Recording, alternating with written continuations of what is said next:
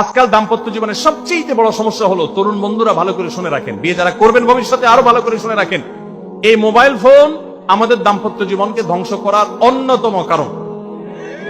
অতএব আল্লাহর ওয়াস্তে মোবাইলগুলোকে নিয়ন্ত্রণ করেন, মোবাইলগুলোকে নিয়ন্ত্রণ করেন। বাসায় ঢোকার আগে মোবাইলের গলা চিপে বন্ধ করেন, এরোপ্লেন মুড করেন। ফ্যামিলিকে একান্তে কিছু সময় দেন। সারাক্ষণ খাচ্ছেন মোবাইল টিপতে টিপতে, ওই যে কৌতুক আছে না, যে মোবাইল টিপতে টিপতে খাচ্ছে, খায়া ডাইল মনে করে পানি ঢেলে নিচে পাতে।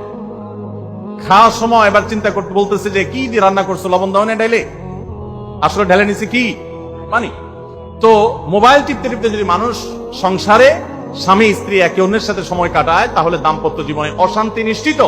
যত অশান্তি এবং যত ঝগড়া, যত ভুল বোঝাবুঝি আমাদের ফ্যামিলিগুলোতে হয়, এর অন্যতম প্রধান কারণ হলো এই মোবাইল এডিকশন, মোবাইল আসক্তি। স্বামী বলেন স্ত্রী বলেন উভয় একান্তে স্বামী স্ত্রী বাসা বাড়িতে তো অবস্থান যতদিন করবেন, ব্যবসা বাণিজ্য কাজ কাম আল্লাহর হস্তে, এগুলো সব জমা রেখে তারপর স্বামী স্ত্রী একে অন্যকে সময় দিবেন, ইনশাআল্লাহ দাম্পত্য জীবনের সুখ শান্তি আসবে।